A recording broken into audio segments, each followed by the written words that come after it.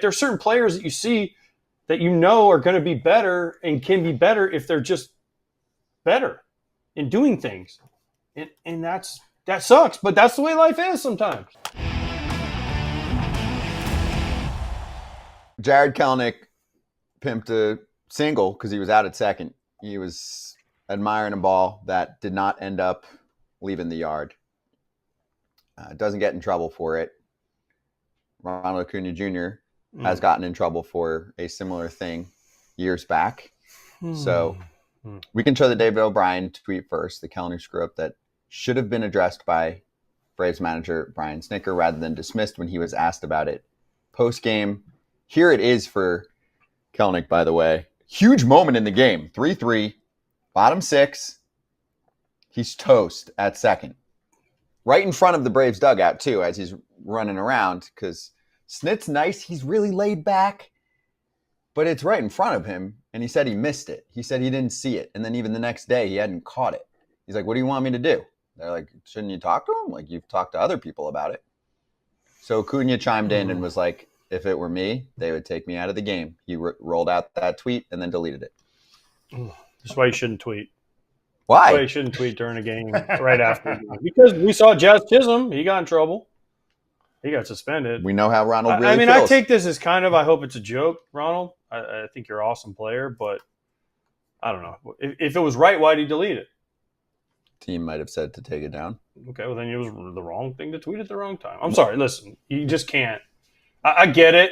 Yes, he was taken out, but there's also, I don't know. Like, doesn't he have a point? Yeah, but just because you have a point doesn't make it the right thing to do. Right. Trust me, I have a hard enough time with that. Where I have lots of points, and there are times when I'm like, this is not the right thing. Like, trust me, on Twitter especially, or Instagram, when people write stuff to you, there's a lot of times where I want to be like, I'm going to make a point, but then I'm going to have to delete it later because the guy's probably going to start crying when I go after him. So I get it. I do. Listen, I've been thrown out thinking a ball's gone and it doesn't leave, and you get thrown out second, you feel awful, first of all. Right? So I don't know. I mean, I think this is a lot to do about a guy that's injured and maybe he's bored and he's watching. At least he's watching the game. I'll give him that. I don't know. I don't know. I just wish you wouldn't have done it. They pulled him though in 2019. Although then in the playoffs he did a similar thing, and they didn't pull him. But 2019 was like his first year, right? Yeah. So they were sending him a message early, right? Basically, they were trying to send. Jarred Kelenic's been around long enough. He knows he screwed up, and I mean, I know Acuña knows he screwed up too. But I think that when he did it in 2019 was more of a Brian Snitker saying we don't play like that, and when he was a young kid. And Jarred Kelenic has been around a little bit. Not that there should be a double standard, but if you took out every guy that doesn't run out a ball, perhaps you'd have half the team sitting on the bench. I mean, the whole Nats Pirates game that I went to, you would have just had a bunch of dudes that just like you would have just been playing like 6-on-6 backyard baseball, something like that. Listen, like, should he have taken him out? I don't think so. Should Ronald have tweeted it? You go into like the feeling of Ronald thinking, well, other guys aren't being treated the same way I was treated 6 years ago. Like, that was the last time that I heard was 2019 that they pulled him out for not running. And I also delved into a little bit more with people who know and were with the organization at that time. It wasn't the first time. So repeat offenders, yes, they're treated differently. But Snit has, I've never once heard Snit be considered a manager's manager. He's a player's manager. He has his players back all the time. How he handled this was awesome. How Kelenic handled how you pimp a ball in Atlanta that doesn't go out, I'm not sure, because that place is a launching pad. But I heard he went right into his office and apologized afterwards. So you sit there and you go, Snit doesn't have to say, oh, yeah, I should have done that. Like, he's in that room with the players all the time. Acuña, that's tough. That's tough. Hopefully it's not something that continues to linger, because clearly he remembered it from 2019. Like, that is a long time ago. And he was very young at that point. Ken pointed out in his story how Snit has sat other players in the past, Ken, in the Athletics. And also, Snit has done this. Matt Williams did it to Bryce Harper, remember? Yeah. And it basically caused Matt Williams' job. Matt Williams got fired shortly after this. So I think there's definitely a precedent that has been set. But listen, one thing about Snit gets his players back so much. I mean, I played for Snit, and I was terrible, and Snit covered for me a lot. And that's not a thing, but I don't know. Look at the players that get benched for not running balls out. The ones I just named, Acuña and Harper. What do they have in common? MVPs, Hall of Fame type talent. Not a knock on Jarred Kelenic, but some guys, sometimes, Kratz, and you don't know this, superstars or guys they think are superstars are treated a little bit differently. Why? Because they want to get more out of them, right? So Snit wants more. Remember, Freddie Freeman used to get on Acuña all the time because he's like, there's more in there.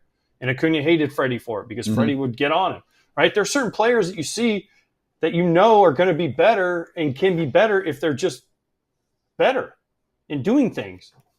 And that sucks, but that's the way life is sometimes. More in a minute, but first, a quick word from our sponsor of this video. Todd Father, I love the way that modern technology has changed the way that we buy, sell, trade cards, even rip packs. They're called slab packs, and they're on Arena Club. No more shuffling through everything. The common cards are all over the place. Stuff's getting folded out and all messed up. Arena Club keeps it nice and tight in your digital showroom. And then when you want that card and you want to show it off, what do? You just let Arena Club know. Let them know and grab it and take it with you. Show it off online. I think this is huge just because the fact that you talked about cutting the corners. You want to get a card that doesn't break or doesn't have a problem with it, go right to Arena Club. They have everything you need. Easy money right there for really, really good, exceptional cards. After your pulls are revealed, they'll immediately be placed in your vault for safekeeping or trading and selling. Right now, 20% off your first slab pack or card purchase by going to arenaclub.com/foul and use code FOUL. That's arenaclub.com/foul, code FOUL for 20% off your first purchase. And now back to the video. Can I also offer where Kelenic's at? I mean, he's struggling. He has struggled to really find himself in the big league so far. So the ceiling is not even close to the same as it is with Acuña. And do you have to maybe be a little careful? Yes. With someone like that who needs some confidence, not to be kicked down right now. I think we're really delving into like the psyche of the player when you say something like that.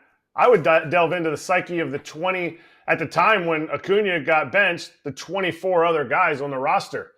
If you allow the superstar to do that, how does that change how other guys perceive how they're supposed to play?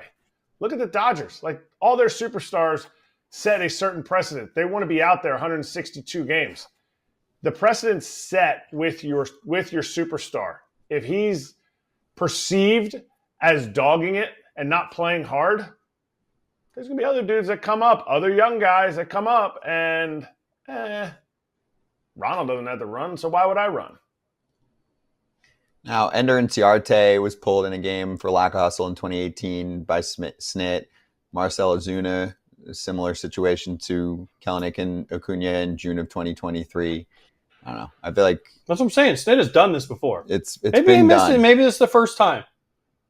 Yeah. I'm not in Snit's head. Snit said he didn't see it, so I have to take him at his word. Snit's always been honest with me. I have to take his word that he didn't see it. Maybe he didn't see it. That part, I'm like, what?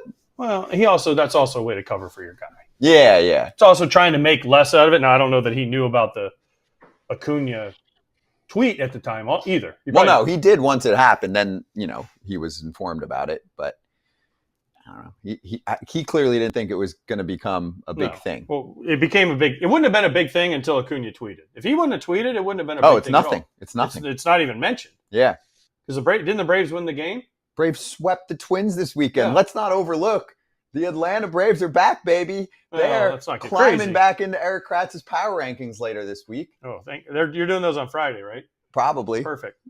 I'm not here Friday either. Yeah, perfect. Hammer territory, by the way, covering the Braves on a daily basis. But the Braves swept the Twins. They're supposed to be happy. They probably still are. Okay, when you're in the clubhouse right now, do you really look into this much, care much about this? Do you even think that it's going to be a thing? Acuña might not even – is Acuña even in Atlanta? No, he's not with the team. Then nobody cares. No one cares, right? It's a nothing. It's only something in the media. That's it. Because everyone's like, it's just Ronald being dumb. Like, right? Carrot's like, whatever. And today you come into the ballpark, you forget. You completely forgot that it even happened. But the media, of course, is now going to have to ask Olsen and all these other guys about it, and that's why it's a thing. But if he didn't tweet, nobody would have said a freaking word about this. Even because you know why? They win. You know what cures everything, Scott, in the major leagues? I heard winning. Winning cures everything. You can act like a complete jackass, do whatever you want, but if you hit 40 homers a year and drive in 130 and you help your team win more games, guess what? You get away with a little bit more. If you're the guy that's struggling at 180 and not doing a lot and your team ain't winning, guess who they point at? The guy hitting 180. Yep. That's how it works. I do have one more. So I've known Snit for years too. I feel like the reviews are always good from the team. He is 69 years old. He's been with the organization, Giggy. He's been with the organization for 49 years. Yeah, next year will be 50. Right. He is super respected. He's had Acuña's back in the past when the Marlins kept throwing at him. Everybody wanted Marcell Ozuna off that team. You're lying if in April of whatever year that was, you thought he should still be there. Everyone was like, this dude has problems and he's trash on the field after 6 weeks or whatever it was, and Snit stayed with him. So Snit's made some good calls, and he led his team to a World Series in 2021. The amount of Braves fans that I saw on social media, and maybe they're fake accounts, that were like, we got to get him out. I'm like, shut up. He's done nothing but win. How dare you? Except for his first year. But other than that, he's done nothing but win. Yes. When he's been given the talent to win, he's won. That's it. That's it. So, yeah. And the players love him. Talk to any player that played for him any point. They love him. And he'll call Acuña, probably already did, and say, I love you, dude. Yeah, You're a superstar. I treat you differently. In a good way and a bad way, but mostly in a good way because I expect the world out of you, and I can't wait for you to get a $300 million contract after this 100 that you're not thrilled about, but that's not me. But he's going to come back in a few weeks. He's going to be a stud for them, and the Braves are going to make the playoffs. Hey, everybody. Be sure to like and subscribe for more content. We're back here every weekday, all year long, so do not miss an episode. The videos are coming in all day. Here's another video you might enjoy. Baseball the way it should be covered.